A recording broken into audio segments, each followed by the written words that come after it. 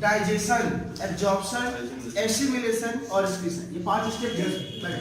फिर हमने बताया था कि जो हमारा खाना जिस रूट से गुजरता है उसे जीआईटी बोलते हैं, गैस्ट्रोइंटेस्टाइनल ट्रैक्ट। उसके अंदर बहुत से मैंने पार्ट बताए थे, माउथ, ठीक है, लैरिंक्स था, फेरिंक्स था, लैरिंक्स मान लो छटा दो, फेरिंक्स था, इसोफेगस था, स्टमक था, स्मॉल इंटेस्टाइन, लंग्स और एनस। तो उसका जो पहला पार्ट है माउथ, हम आज की क्लास में डिस्कस करेंगे माउथ के बारे में। क्लियर? माउथ सबसे पहला पार्ट होता है और माउथ ही हमारे पूरे जीआईटी की पहली ओपनिंग होती है।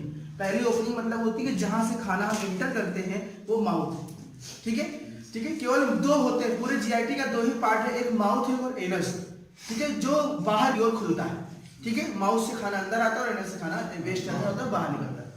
माउथ की बात की जाए तो माउथ को हम लोग बक्कल कैविटी भी कहते हैं और ओरल कैविटी भी कहते हैं। क्लियर रहेगा?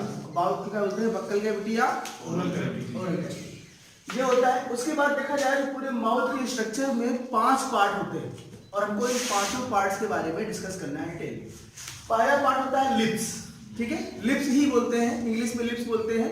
हिंदी में चले जाओगे तो हिंदी में ऊपर वाले होंठ और नीचे वाले होंठ को अलग अलग कहते हैं, ठीक है, उसका नाम अलग होता है, इंग्लिश में दोनों को लिप्स ही कहते हैं। लिप्स क्या है, एक मस्कुलर ओपनिंग है जो बहुत सॉफ्ट होता है, जिसके द्वारा क्या होता है कि किसी भी चीज को ओपन होता है और क्लोज होता है, जिससे मुंह खुलता है या बंद होता है। तो लिप्स देखा जाए तो उसका मेन काम होता है मुंह खुला है बंद करने का। ये किसी भी जैसे घर में गेट होता है उसी तरह ओपनिंग, माउथ की ओपनिंग क्या होती है, लिप्स होती है। वो गेट खुलेगा तो खुलेगा, बंद होगा तो बंद होगा। हिंदी में नीचे वाले लिप्स को अधर बोलते हैं और ऊपर वाले को ओष्ठ बोलते हैं। अधर और ओष्ठ हिंदी में होता है, लेकिन अंग्रेजी में लिप्स ही कहा जाता है ना। जैसे कहते हैं बांसुरी को कहाँ रखे जाते हैं, अधरों पे। अगर आपने तुलसीदास जी का दोहा पढ़ा रस खान का, तो अधर मतलब ओष्ठ होता है, ठीक है, ओष्ठ हो गया। दूसरी चीज होती है इसकी जा समझते हैं, जबड़ा। जबड़ा से आप मुंह खोलेंगे तो आपके जो दांत जिसमें फिट है उसे क्या बोलते हैं, जबड़ा या जॉ। और ये भी 2 होते हैं, एक ऊपर होता है एक नीचे होता है, ठीक है। तो ऊपर और नीचे देखा जाए तो जो ऊपर वाला होता है ये मैक्सिला है, ऊपर वाले जबड़े को बोलते हैं मैक्सिला और नीचे वाले जबड़े को बोलते हैं मैंडिबल। मैक्सिला और मैंडिबल, ध्यान दीजिएगा। जॉ भी 2 प्रकार होते हैं, अपर जॉ और लोअर जॉ। अपर जॉ का नाम होता है मैक्सिला, लोअर जॉ का नाम होता है मैंडिबल। एक चीज ध्यान दीजिएगा, जो ऊपर वाला जबड़ा है वो कभी भी मूवमेंट नहीं करता, वो स्टैटिक रहता है, रुका हुआ रहता है। कभी आप हिला के दिखाओ अपना ऊपर वाला जबड़ा, नीचे वाला पकड़ लो, ऊपर हिला के दिखाओ, नहीं हिलेगा, वो स्टैटिक है। जबकि नीचे वाला जबड़ा होता है वो मूवेबल होता है। तो जो मैंडिबल होता है वो मूवेबल होता है और मैक्सिला क्या होता है, स्टैटिक होता है, वो रुका रहता है, वो कभी मूवमेंट नहीं करता। हम मुंह हिलाएंगे तो हमारा नीचे वाला जबड़ा ऊपर नीचे जाएगा, मुंह खोलना है या बंद करना है तो नीचे का जबड़ा नीचे आएगा और ऊपर जाएगा, ऊपर वाला हमेशा स्टैटिक रहता है। तो जॉ, और जॉ में क्या होते हैं, देखो जॉ में स्ट्रक्चर पहले, जॉ के स्ट्रक्चर में होता है बोनी सॉकेट। बोनी सॉकेट क्या होता है भाई, जैसे आप देखते हैं बोर्ड में प्लग होता है, तो प्लग जिस गड्ढे में घुसे होते हैं आप सॉकेट बोलते हैं, प्लग और सॉकेट होता है। उसी तरह दांत जिन गड्ढों में फंसे होते हैं जबड़े में, उन्हें सॉकेट बोलते हैं, ठीक है। हमारे जबड़ों में सॉकेट बने होते हैं, जब बचपन में आप खुलाए हुए होंगे, आपके दांत टूटे होंगे तो सॉकेट गड्ढा हो गया होगा, ठीक है। तो वो क्या होता है, उसी सॉकेट के अंदर हमारे दांत फंसे होते हैं, तो वो हमारे सॉकेट कहलाते हैं, बोनी सॉकेट कहलाते हैं, ठीक है। नेक्स्ट पार्ट है हमारा टीथ, ये सबसे इंपॉर्टेंट पार्ट है। टीथ हमारे जो बोनी सॉकेट्स होते हैं उन्हीं के अंदर दांत फंसे होते हैं। दांत बेसिकली बने होते हैं हमारे कैल्शियम और फॉस्फेट के, इनके डेंटाइन और इनेबल इनके पार्ट होते हैं, ठीक है। डेंटाइन और इनेबल, डेंटाइन बाहर की ओर होता है, इनेबल अंदर की ओर होता है। और इसके साथ साथ देखा जाए तो जो दांत भी हमारे बॉडी के अंदर होते हैं वो भी करीब 4 प्रकार के होते हैं, ठीक है। अगर हम टीथ की बात करें, बेसिकली सिर्फ टीथ की बात करें तो टीथ हमारे बॉडी में 4 प्रकार के होते हैं। एक होता है इंसीजर, दूसरा होता है कैनाइन, ठीक है, तीसरा होता है प्रीमोलर और लास्ट वन इज मोलर, ठीक है। इंसीजर, कैनाइन, प्रीमोलर और मोलर, इन चारों के काम हमको समझने हैं, इन चारों के फंक्शन हमको समझने हैं। इंसीजर आप समझने के लिए सबसे पहले आप समझिए कि आपके दांत के अगले भाग, 4 ऊपर और 4 नीचे, ठीक है, जो आपके दांत के अगले भाग में 4 ऊपर है और 4 नीचे हैं, तो ठीक है, तो वो क्या है, जिससे आप मूली और गाजर काटते हैं, मूली खाते हैं, गाजर खाते हैं, आप पिज्जा या बर्गर खाते हैं, तो आप जिस दांत से जिस पार्ट से काटते हैं वो काट क्या है, इंसीजर। ये क्या होते हैं, चौड़े होते हैं, लेकिन नीचे क्या होते हैं, बहुत शार्प होते हैं। जैसे चक्कू बहुत तेज होती है धार वाली में, इनकी धार बहुत तेज होती है और जो दांत ही आप काटते हैं इसी चीज से काटते हैं, तो इनका काम काटने का होता है, दे आता है इंसीजर। दूसरा होता है आपका कैनाइन। कैनाइन दांत आपके 4 होते हैं, 2 ऊपर 2 नीचे, ये 4 होते हैं, 8 होते हैं।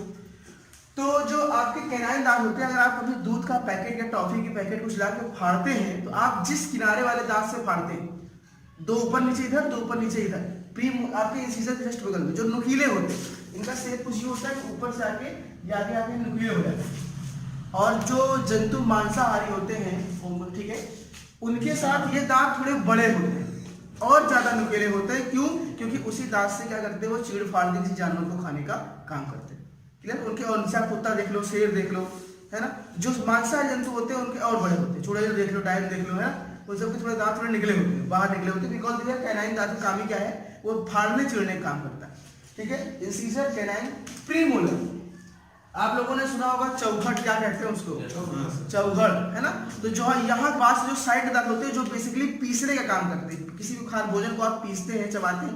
आप चना खाइए, तो आप चना जब खाएंगे तो चना आप आगे दांत से नहीं खाएंगे, आप चना यहाँ और साइड से दबा के उसको चबाएंगे और चबा के खाएंगे। चबाने वाला जो काम करता है, चबाड़क हिंदी में बोलते हैं, दिस इज प्रीमोलर। और थोड़ा सा ये चौड़े साइज के होते हैं, ठीक है, और इनसे भी जो चौड़े और अधिक होते हैं वो हमारे मोलर। तो प्रीमोलर और मोलर की बात की जाए तो इंसिजर काटने का काम करते हैं, कैनाइन फाड़ने का काम करते हैं, प्रीमोलर और मोलर चबाने और पीसने का काम करते हैं। ठीक है, ये होते हैं। ये भी दांत हमारे बॉडी में 8 होते हैं और ये वाले हमारे 12 होते हैं। 12, 8, 20, 20, 8, 28, 28, 4, 32, टोटल 32 दांत हमारे मुंह में होते हैं एक एडल्ट में। जरूरी है सब में 32 हो, किसी में कम भी हो सकता है, ज्यादा तो नहीं होगा, किसी में 29 होता है, किसी में 28 होता है, एज के साथ बढ़ता रहता है। लेकिन टोटल 32 दांत ह्यूमन पाए जाते हैं, जिनकी सीक्वेंस है इंसिजर, कैनाइन, प्रीमोलर, मोलर, 8, 4, 4, 4। ठीक है, इनका फार्मूला होता है, इनका फार्मूला ये होता है, डेंटल फार्मूला बहुत इंपॉर्टेंट पूछा जाता है। डेंटल फार्मूला कैसे हम निकालते हैं, तो डेंटल फार्मूला को निकालने का तरीका क्या होता है, देखो ये हमारा एक ऊपरी जबड़ा है और ये हमारा निचला जबड़ा है। क्लियर? तो इसको आप 20 से डिवाइड कर दो, यानी हम ये कह सकते हैं कि पार्ट 1, पार्ट 2, पार्ट 3 और पार्ट 4। और जितना दांत एक पार्ट में होता है वही सेम दांत दूसरे पार्ट में होता है, फिर वही सेम नीचे वाले में होता है, वही सेम इसके नीचे वाले में होता है। तो एक दांत में आपका जो फार्मूला होता है डेंटल फार्मूला, वो 2, 1, 2, 3 होता है। इंसिजर, कैनाइन, प्रीमोलर और मोलर, 2, 1, 2, 3। तो 2, 1, 2, 3 एक साइड में, यानी एक पक्ष में पूरे जबड़े को 4 पार्ट में डिवाइड कर दिया डेंटल फार्मूला पढ़ने के लिए। एक पार्ट में 2, 1, 2, 3, यानी हम देखा जाए तो इंसिजर 2, कैनाइन 1, प्रीमोलर 2 और मोलर 3। ये एक पार्ट हो गया।